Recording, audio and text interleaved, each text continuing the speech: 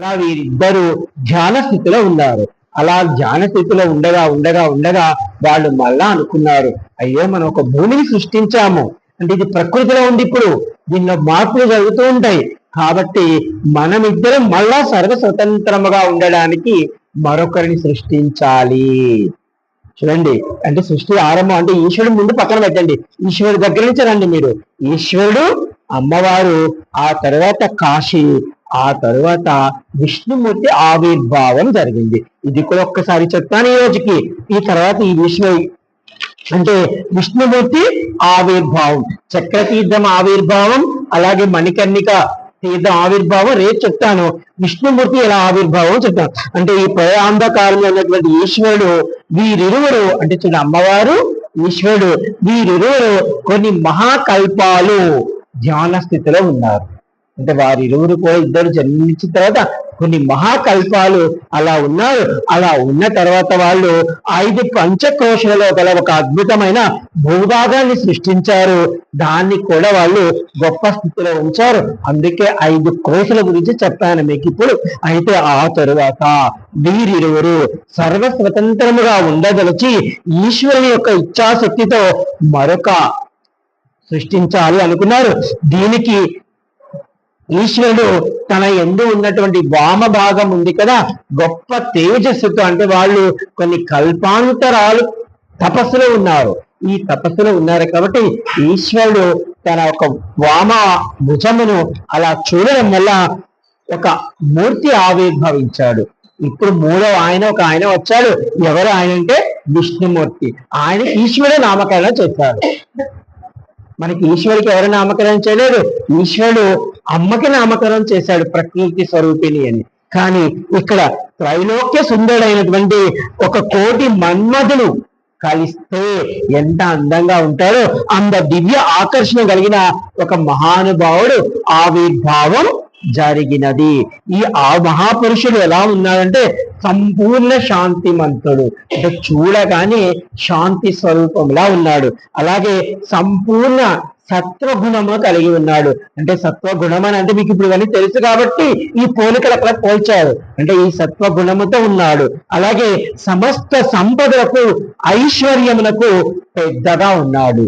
అంటే చూడ్డానికి అమ్మప్పుడు మనకు కూడా ఎవరైనా చూసిన అబ్బో బాగా డబ్బున్నాడేమో అంటాం కదా, చూడగానే వడ్డీ వాళ్ళ డబ్బు కట్ల చూడలేదు మనం, కానీ అక్కడ ఉన్న దాన్ని బట్టి చెప్పగలము.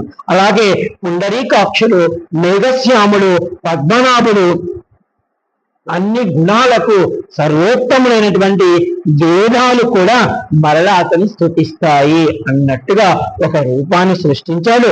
మహాదేవుడు మహిమాన్వితమైనటువంటి ఆ మహాపురుషుని చూసి నీవు మహావిష్ణువు అని నామకరణం చేశాడు. అంటే ఇప్పుడు ఈశ్వరుడు ఏం చేశాడు, ముందు అమ్మవారిని సృష్టించాడు, తర్వాత కాశీని సృష్టించాడు, తర్వాత విష్ణు భగవానుని సృష్టించాడు. అనతి కాలంలో ఆయన చెప్తున్నాడు విష్ణువుకి, అనతి కాలంలోనే వేదములు నీ నిట్టూర్పులుగా వస్తాయి. అంటే అప్పుడు ఇంకా వేదాలు కూడా రాలేదు.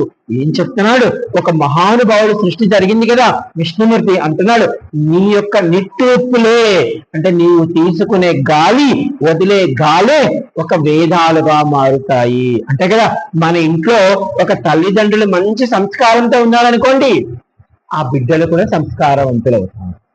అవునా కదా? అంటే ఇక్కడ ఇది అర్థం మీరు పట్టుకోవాలి. నీ వచ్చావు కదా, నీ సంస్కార రూపములతో వేదములు ఏర్పడతాయి అని అర్థం. అంటే వేద దృష్టి మార్గములో సర్వ కార్యాలను ధర్మపరముగా చేయి. అంటే ఈ ఈశ్వరుడు ఆ యొక్క పురుషుడికి చెప్తున్నాడు, నీకు ఏది ధర్మం అనుకుంటావో అది నీవు చెయ్యి. అంటే మనకి ఒక గొప్ప తెలిసిపోయింది అనుకోండి, ఒక స్థాయికి వెళ్ళిపోయారు అనుకోండి, అప్పుడు వాళ్ళు ఏది చేసినా ధర్మమే అంటారు. అంటే మీకు అర్థమవడానికి ఒక చిన్న ఉదాహరణ చెప్తాను. నేను బాగా చదువుకునేవాడిని చిన్నప్పుడు. నేను మా గొంతులో నేను ఇంటర్కి వచ్చేదాకా అందరూ, అంటే పొరపాటుగా నేను ఏదైనా తప్పు చేశానన్నా ఎవ్వరూ నమ్మరు, ఎందుకంటే వాడు అంత మంచిగా ఉన్నాడు. ఒకవేళ నేను ఎక్కడైనా టూర్ పోవాలని చెప్పి ఎవరి ఇంటికన్నా వెళ్ళి ఆంటీ మీ అబ్బాయిని పంపించండి అంటే నేను కూడా టూర్ పోతున్నానంటే శేఖర్ చెప్పాడుగా ఇక పంపించేస్తాను. అంతకుముందు టీచర్ ప్రిన్సిపాల్ ఫోన్ చేయొచ్చు, ప్రిన్సిపాల్ ఫోన్ చేయొచ్చు, టూర్ వేసే వాళ్ళు ఫోన్ చేయొచ్చు, వాళ్ళు ఎవరికి సమాధానం చెప్పరు. నేను ఒకవేళ పొరపాటున వెళ్ళి ఆంటీ నేను వెళ్తున్నాను పంపిణీ మీ వాడిని నాది కూర్చొని అంటే ఇంకేం మాట్లాడు. అంటే ఇంత గొప్ప నామము. అంటే మనము దీన్ని పట్టాక మనం పొరపాటు చేసి నమ్మాలన్నమాట. అంటే ఇలా చెప్తున్నాడు, అనతి కాలంలో వేదములే నీ నిట్టూపులతో ఈ మహాపురుషుడు మహాదేవి అనేక ఆశీర్వాదములు, అంటే ఈశ్వరుడు అమ్మవారు ఇద్దరికి యొక్క పురుషుడికి అనేక అనేక ఆశీర్వాదాలు ఇచ్చారు.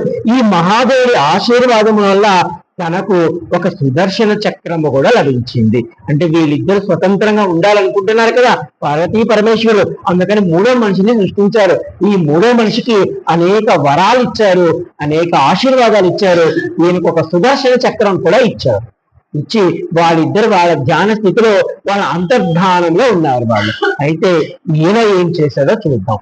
ఈయన ఈ మహావిష్ణువు 80,000 సంవత్సరాలు కష్టపడి ఒక విష్ణు చక్రంతో, ఆయనకి ఇచ్చిన సుదర్శన చక్రంతో ఒక పుష్కరిని తోడాడు. అంటే ఇప్పుడు మనకి చక్ర తీర్థం ఉంది కదా, ఆ చక్ర తీర్థాన్ని ఆ సుదర్శన చక్రంతో ఆయన దొవ్వాడు. అంటే అది చాలా లోపలికి ఉందని అర్థం. అక్కడ దాని అర్థం అక్కడ 80,000 సంవత్సరాలు, అంటే వాళ్ళ కాలంతో మన కాలంతో కాదు, అంత కాలము మళ్ళా ఆయన తపస్సు చేశారు.